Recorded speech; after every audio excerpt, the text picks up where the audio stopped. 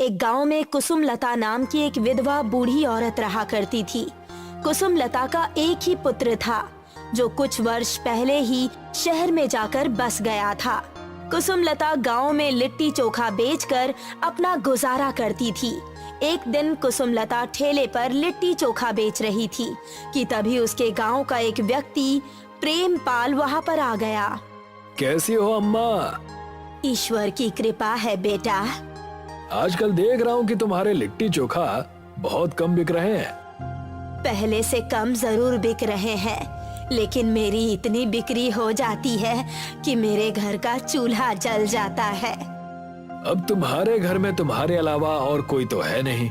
एक पुत्र था, वो भी तुम्हें छोड़कर शहर में जाकर बस गया, और इस उम्र में तुम खाते ही कितना होगी। यहाँ पर किसी काम से आए थे प्रेमपाल? देखिए अम्मा, मुझे तो आपकी लिट्टी चोखा बिल्कुल भी अच्छी नहीं लगती। उनमें स्वाद नाम की कोई चीज ही नहीं है। ये तो अपने अपने मन की बात होती है। किसी किसी को मेरे हाथ के बने हुए लिट्टी चोखा बहुत पसंद आते हैं। अम्मा, मैं आपको यहाँ पर ये बताने आया हूँ कि कल आपके ही बगल में एक और ठेला लगेगा। मैं तुम्हारी बात का मतलब समझी नहीं प्रेमपाल। शहर से मेरा भतीजा अज्जू बहुत अच्छी लिट्टी चोखा की रेसिपी सीख कर आया है। कल से वो आपके बगल में ठेला लगाकर खड़ा रहेगा। आप उसे देखकर चिल्लाना शुरू ना कर दें, इसीलिए पहले ही मैं आपको बताने आया हूँ। मैं भला उसे देखकर क्यों चिल्लाऊंगी? ईश्वर हर किसी के नसीब का देता है। मेरे नसीब में जितना लिखा होगा वो मुझे जरूर मिलेगा। कुसुमलता की बात सुनकर प्रेमपाल मुस्कुराता हुआ वहाँ से चला गया। प्रेमपाल अपने घर के दरवाजे तक पहुँचा ही था कि तभी दरवाजे पर ही गांव का मुखिया उसे मिल गया। अरे क्या बात है मुखिया जी, ऐसा क्या खास काम पड़ गया कि आज आप मेरे घर पर पधारे हैं? तुम्हारी और कुसुमलता की बात मैं काफी देर से सुन रहा था। तो आप कहना क्या चाहते हैं मुखिया जी? तुम तो जानते हो कि मैं हमेशा की तरह तुम्हारी ही साइड लूंगा। मुझे आपसे यही उम्मीद थी मुखिया जी। बात वो नहीं है प्रेमपाल, बात ये है कि अगर कहीं कुसुमलता मदद के लिए मेरे पास आई तो मैं उसे मना नहीं कर पाऊंगा। मुझे मजबूरन तुम्हारे भतीजे अज्जू को वहाँ से ठेला हटाने के लिए मना करना पड़ेगा, क्योंकि कुसुमलता पिछले 20 वर्षों से वहीं पर ठेला लगाकर खड़ी हो रही है। तो फिर मैं अभी तक समझ नहीं पा रहा हूँ कि आप किसकी साइड हैं, मेरी साइड या उस बुढ़िया की साइड? मैं तो हमेशा तुम्हारी ही साइड हूँ प्रेमपाल। बस तुमसे यहाँ सिर्फ यही कहने आया हूँ कि हमेशा की तरह चुनाव में इस बार मेरा विशेष तौर पर ध्यान रखना। चुनाव का आधा खर्च तुम्हें करना होगा। ये भी कोई पूछने की बात है? मैं आपसे वादा करता हूँ कि इस बार के मुखिया के चुनाव में आधा खर्च मैं करूँगा। मुखिया खुशी खुशी वहाँ से चला गया। अगले दिन अज्जू कुसुमलता के बगल में ठेला लगाकर खड़ा हो गया। अज्जू ने अपना ठेला बहुत अच्छी तरह से सजाया था। एक व्यक्ति अज्जू के पास आकर बोला, अरे भैया, इस ठेले में कौन सा व्यंजन रखा हुआ है? ये शहर का लिट्टी चोखा है, खाकर आपको मजा आ जाएगा। लिट्टी चोखा तो हमारे गांव की कुसुमलता भी बनाती हैं, लेकिन वो थोड़ा अलग तरह का दिखता है। ये शहर की नई रेसिपी का बना हुआ लिट्टी चोखा है। एक बार खाओगे तो बार बार यहीं पर आओगे। तो फिर जल्दी से एक प्लेट लिट्टी चोखा बनाकर मुझे दे दो। अज्जू ने लिट्टी चोखा उस व्यक्ति को दे दिया। उस व्यक्ति को वो बहुत पसंद आया। वो लिट्टी चोखा खाकर वहाँ से जाने ही वाला था कि तभी अज्जू उस व्यक्ति से बोला, अरे बात तो सुनिए, आपने ये तो बताया ही नहीं कि लिट्टी चोखा आपको लगी कैसी? बहुत स्वादिष्ट, मजा आ गया। तो फिर गांव में जाकर मेरी तारीफ कीजिएगा और कहिएगा कि गांव के सभी लोग मेरे पास ही लिट्टी चोखा खाने आए, ना कि इस बूढ़ी औरत के पास। अज्जू की बात सुनकर वो व्यक्ति मुस्कुराता हुआ वहाँ से चला गया। कुसुमलता ने अज्जू की ओर देखकर कहा, ये गलत बात है बेटा। तुम लिट्टी चोखा अच्छा बना रहे हो, इसमें कोई शक नहीं है, लेकिन तुम्हें मेरे लिट्टी चोखे को बुरा कहने का कोई अधिकार नहीं। मैं जानता था कि तुम जरूर मुझसे लड़ाई करोगी। प्रेमपाल चाचा ने मुझे सब कुछ बता दिया था। मैं तुमसे झगड़ा नहीं कर रही, तुम सारे गांव में अपने लिट्टी चोखे की तारीफ कर रहे हो और मेरी बुराई कर रहे हो। मैं तो ऐसे ही आपकी और आपकी लिट्टी चोखा की बुराई करूंगा। आपको जो करना है कर लीजिए। उस दिन के बाद कोई भी अगर गलती से कुसुमलता के ठेले पर आ जाता तो अज्जू उसे अपने हाथ का बनाया हुआ मुफ्त में लिट्टी चोखा खिलाता। उस व्यक्ति को अज्जू के हाथ का बना हुआ लिट्टी चोखा बहुत पसंद आता। धीरे धीरे करके अज्जू ने कुसुमलता के सारे ग्राहक तोड़ दिए। कुसुमलता मजबूरी में गांव के मुखिया के पास चली गई। क्या बात है कुसुमलता जी, आज आपको गांव के मुखिया की याद कैसे आ गई? आप तो ऐसे बोल रहे हैं मुखिया जी जैसे कि आप कुछ जानते ही नहीं। अरे ये छोटा सा गांव है, अगर किसी को छींक भी आती है तो पूरे गांव को पता लग जाता है। मुझे पता है कि तुम जरूर प्रेमपाल के भतीजे अज्जू की शिकायत लेकर आई होगी, लेकिन जिस पेड़ के नीचे तुम ठेला लगाकर खड़ी रहती हो वो जगह तुम्हारी नहीं है, गांव की है, और वहाँ पर हर किसी को ठेला लगाने का अधिकार है। आप मुझे गलत समझ रहे हैं मुखिया जी। मुझे अज्जू के ठेला लगाने से कोई ऐतराज नहीं है, लेकिन जिस तरह से वो मेरे ग्राहक तोड़ रहा है और मेरे बनाए हुए लिट्टी चोखे की सब जगह बुराई कर रहा है, बस वो गलत है। तो तुम्हारा मुंह किसने रोका है कुसुमलता? तुम भी उसके लिट्टी चोखा की बुराई करो। अगर वो मुफ्त में ग्राहक को लिट्टी चोखा खिलाता है तो तुम भी खिलाओ। बस तुम्हारी और उसकी लड़ाई यहाँ तक नहीं आनी चाहिए। अब तुम जा सकती हो। कुसुमलता निराश होकर वहाँ से चली गई। कुसुमलता बहुत अच्छा लिट्टी चोखा बनाती थी, मगर अब गांव का कोई भी व्यक्ति उसके लिट्टी चोखा की ओर देखता तक नहीं था। एक दिन की बात है, एक 10 वर्षीय बच्ची जो कि बहुत ही गंदे कपड़े पहनी हुई थी, अज्जू के ठेले के पास आकर खड़ी हो गई। मुझे बहुत तेज भूख लगी है। तुम्हारे गंदे कपड़े देखकर तो मुझे ऐसा लग रहा है कि तुम्हारे पास खाने के पैसे भी नहीं होंगे। आपने बिल्कुल सही कहा, मेरे पास पैसे नहीं है, मुझे कुछ खाने को दे दीजिए ना। अरे अगर भीख मांगनी है ना तो जाकर गांव में मांग, मेरे ठेले के सामने खड़े होकर मत मांग। भाग यहाँ से, वैसे भी धंधे का टाइम है। वो छोटी बच्ची निराश होकर कुसुमलता के ठेले के पास आकर खड़ी हो गई। क्या बात है बेटी? मुझे बहुत जोरों से भूख लगी है। तुम्हारा नाम क्या है? मेरा नाम राधा है।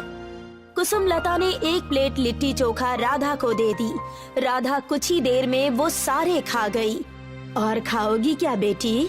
हाँ, ये तो बहुत स्वादिष्ट है। कुसुमलता ने मुस्कुराते हुए एक प्लेट और राधा को पकड़ा दी। राधा वो दूसरा प्लेट लिट्टी चोखा खाते हुए मुस्कुराती हुई बोली, आप तो बहुत अच्छा लिट्टी चोखा बनाती हो। हाँ, लेकिन मेरे हाथ का बना हुआ लिट्टी चोखा अब गांव का कोई व्यक्ति नहीं खाता। अगर आप लिट्टी चोखा में मैगी भी मिला दे तो आपकी मैगी लिट्टी चोखा का कोई जवाब नहीं होगा। जो कोई भी खाएगा ना, वो फिर कभी स्वाद को भूल नहीं पाएगा। अरे बिटिया, मैं गांव की अनपढ़, हमारे जमाने में तो लोग मैगी को जानते तक नहीं थे। मैं कैसे बना सकती हूँ? आप चिंता मत कीजिए, मैं कल सुबह 5 बजे आपके घर आऊंगी। मैं आपको सारी प्रक्रिया समझाकर चली जाऊंगी। इतना बोलकर राधा वहाँ से चली गई। कुसुमलता ने उसकी बात पर कोई ध्यान नहीं दिया। सुबह 5 बजे कुसुमलता प्रातः काल ही उठ जाया करती थी। कुसुमलता सोकर उठी ही थी कि तभी उसके दरवाजे की कुंडी बजने लगी। इतनी सुबह सुबह कौन हो सकता है, जाकर देखती हूँ। कुसुमलता ने जैसे ही दरवाजा खोला तो उसके सामने राधा खड़ी हुई थी, जिसके हाथ में एक छोटी सी मशीन थी। अंदर आ जाओ राधा, मैं तो तुम्हारे बारे में भूल ही गई थी। मुझे पता था कि आप भूल जाएंगी, लेकिन मुझे याद था। ये तुम्हारे हाथ में क्या है? ये एक मशीन है। इस मशीन के अंदर अपने हाथ का गुना हुआ आटा जैसे ही डालेंगी ना, इसके अंदर से बहुत सारी मैगी निकल आएगी और उस मैगी को आप लिट्टी चोखा में मिला देना। फिर देखना, सारा गांव मैगी लिट्टी चोखा की सुगंध से चौंक जाएगा। कुसुमलता ने ऐसा ही किया। उसने अपने हाथ का गुना हुआ आटा उस मशीन में डाला और उस मशीन से बहुत सारी तैयार की हुई मैगी निकलने लगी। राधा कुसुम को मैगी लिट्टी चोखा बनाने की विधि समझाने लगी। कुछ ही देर में कुसुम लता सब समझ गई। अब मैं जा रही हूँ, कुछ दिन बाद आऊंगी, तब तक ये मशीन आप ही रख लीजिए। अगले दिन कुसुम लता ने मैगी लिट्टी चोखा का ठेला लगाया। अरे ये क्या अम्मा, आपने तो इस लिट्टी चोखा में मालूम पड़ता है कि मैगी मिला दी है। ये तो जहर बन गया होगा, अब इसे भला कौन खाएगा? तभी वहाँ से एक व्यक्ति गुजर रहा था। वो व्यक्ति तुरंत कुसुम लता के पास आकर बोला, अरे बड़ी अच्छी सुगंध आ रही है, ये किस व्यंजन की सुगंध है? मेरे हाथ की बनाई हुई मैगी लिट्टी चोखा की। कमाल है, जहाँ तक मैं जानता हूँ तो चोखा और मैगी अलग अलग व्यंजन हैं। इस तरह का मिक्स व्यंजन तो मैंने कभी नहीं खाया। जल्दी से एक प्लेट मेरे लिए लगा दीजिए। कुसुम लता ने एक प्लेट में मैगी लिट्टी चोखा उस व्यक्ति को निकाल कर दे दी। वो व्यक्ति कुछ ही देर में सब खा गया। अरे वाह, मजा आ गया। उस व्यक्ति ने कहा कि ये इतना स्वादिष्ट होगा उसने कभी सोचा भी नहीं था। इतना बोलकर वो व्यक्ति वहाँ से चला गया और अज्जू गुस्से से अपने दांत पीसता हुआ रह गया। कुछ ही दिनों में पूरे गांव में कुसुम लता के हाथ का बनाया हुआ मैगी लिट्टी चोखा प्रसिद्ध होने लगा।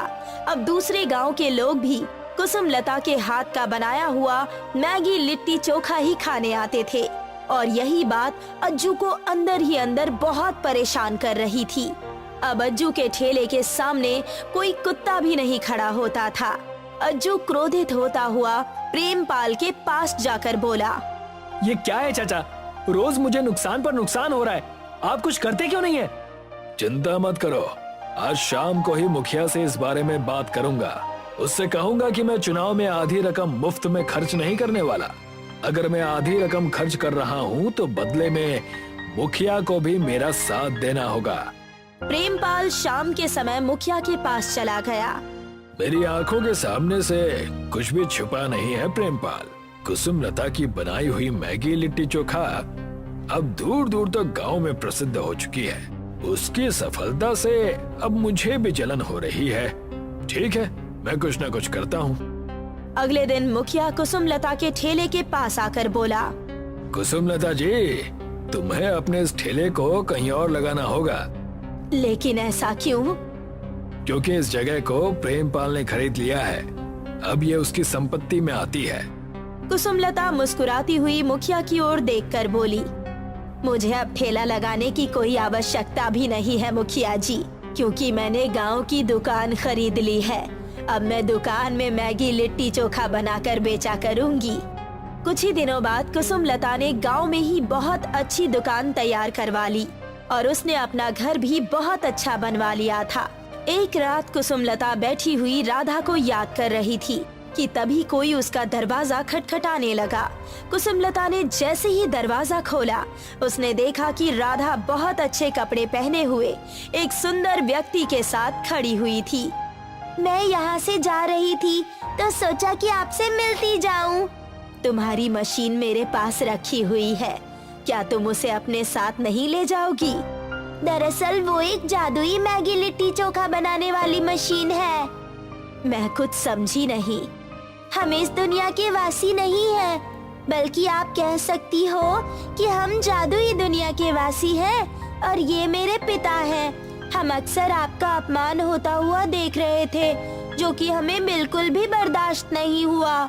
मैं अपने पिता के कहने पर ही ये मशीन आपको देने आई थी।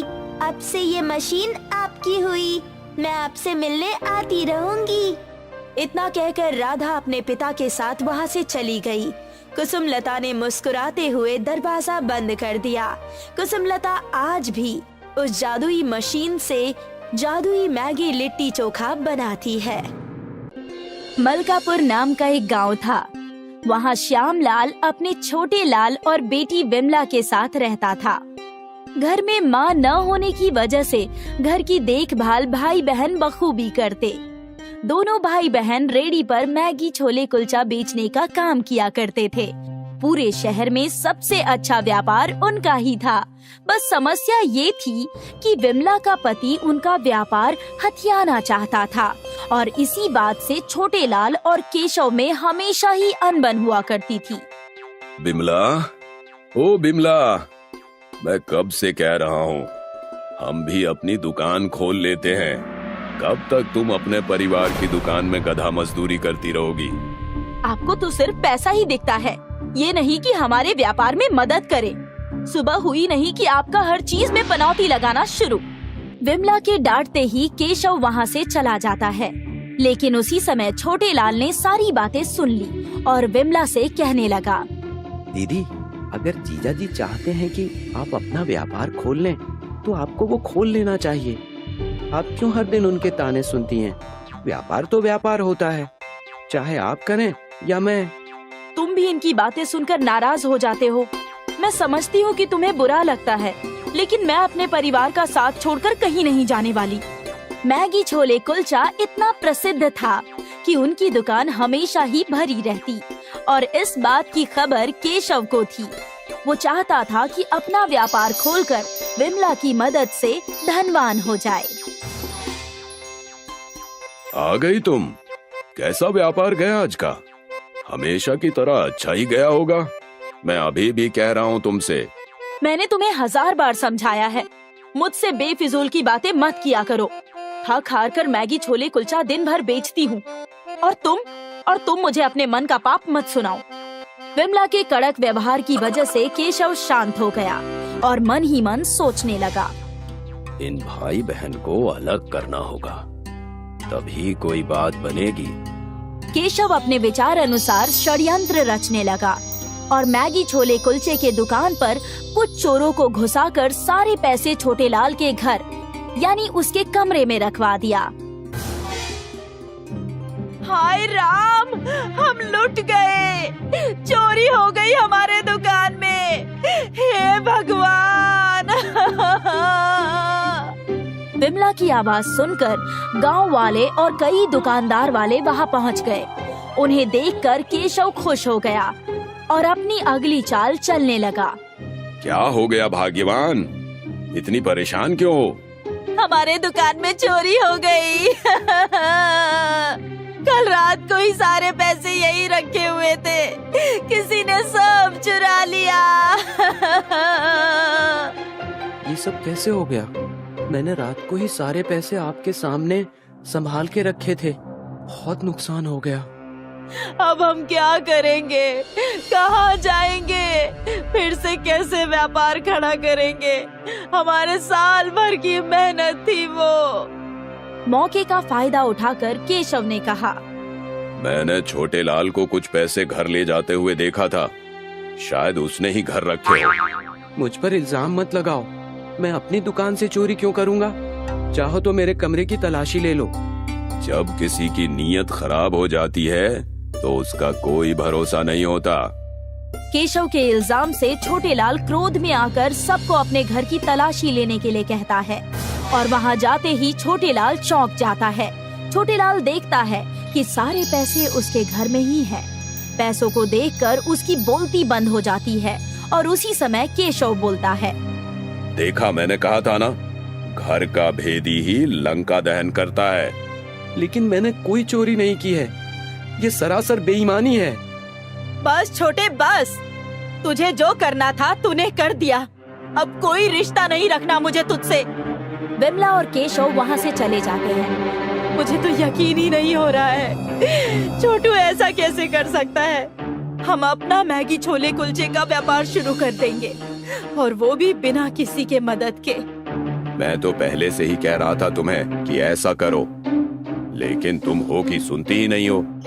अगले ही दिन से केशव और विमला ने अपने मैगी छोले कुलचे का गाड़ी लगाना शुरू किया।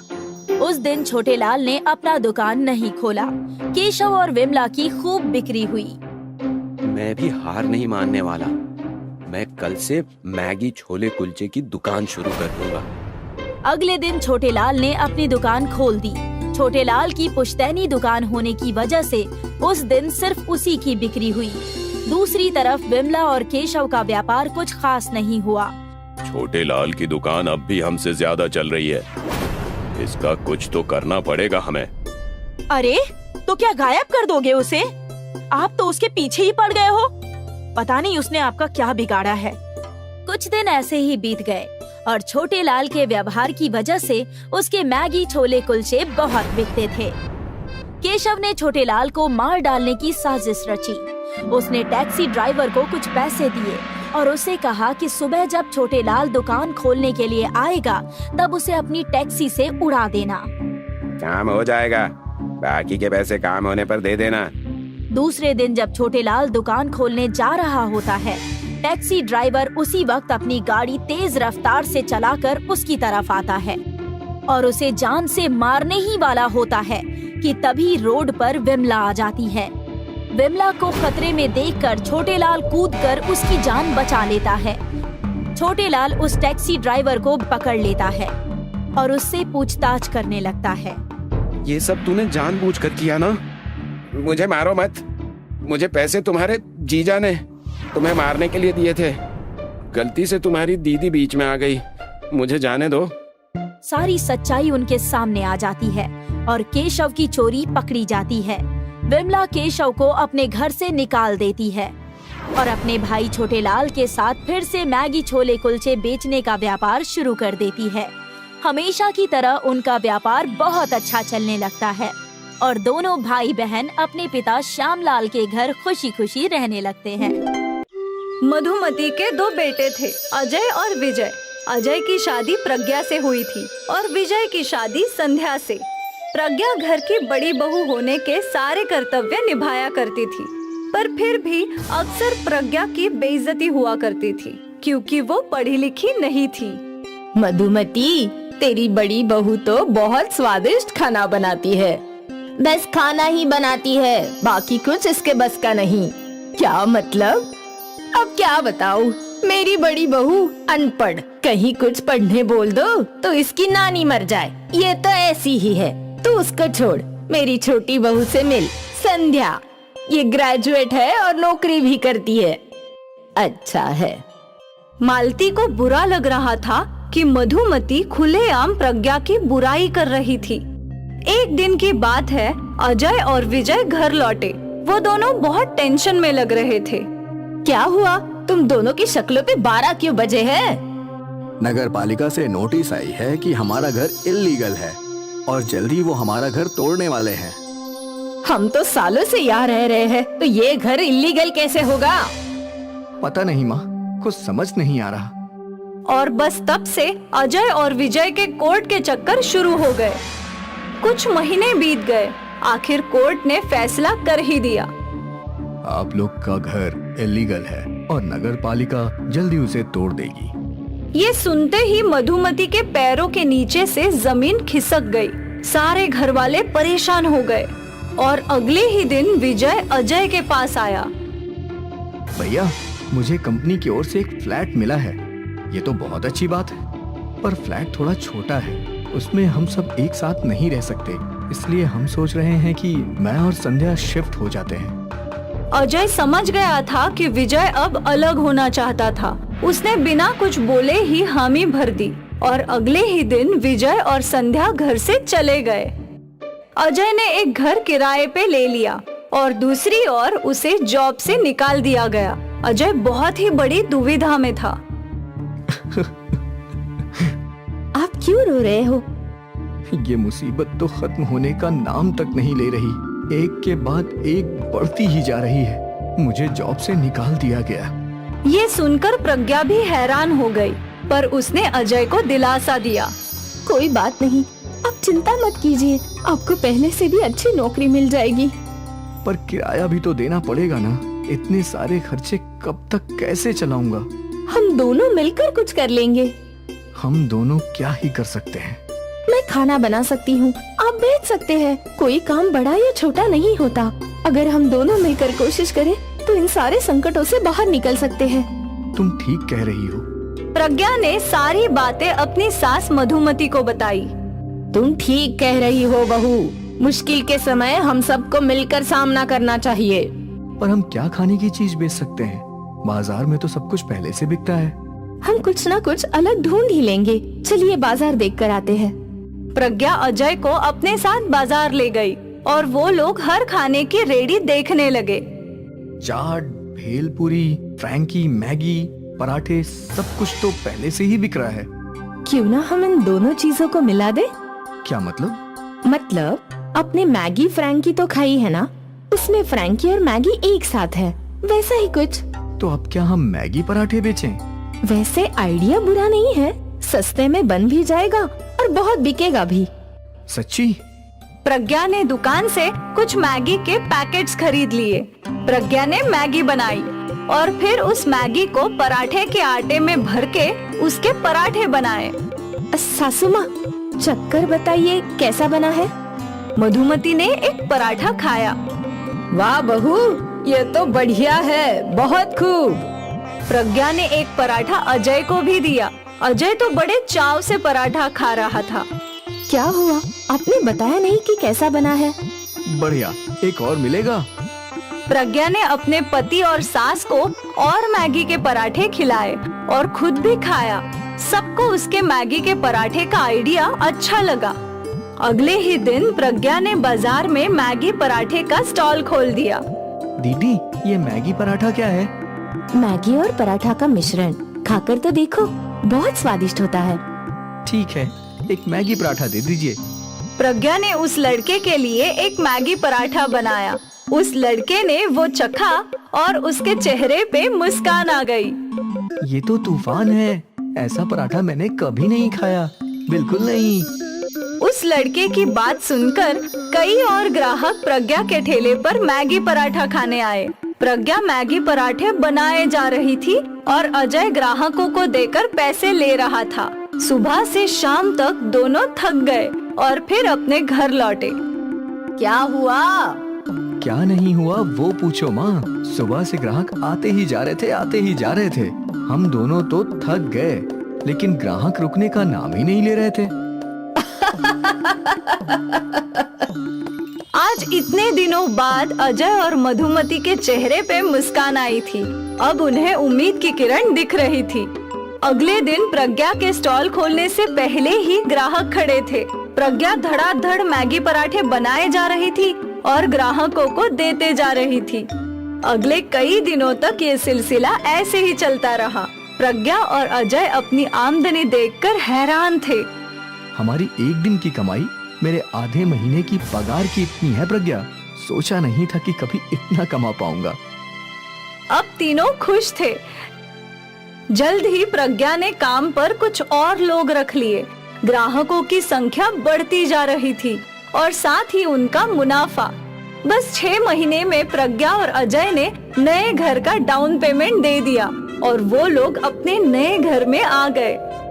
मैंने हमेशा तुझे कम समझा है, ये सोचकर कि तू पढ़ी लिखी नहीं है, क्योंकि मैं नहीं जानती थी कि तू क्या है। तेरा हुनर और इच्छा पढ़ाई लिखाई से बढ़कर है बेटा। तू अजय की मदद करना चाहती थी और तूने कर दिया। मुझे तुझ पर बहुत गर्व है। प्रज्ञा की सास ने आज पहली बार उसे गले लगाया। ये दिन प्रज्ञा के लिए यादगार था। एक किराए के घर से वो अपने खुद के घर में आ पहुँचे और ये सब प्रज्ञा के मैगी पराठे की बदौलत।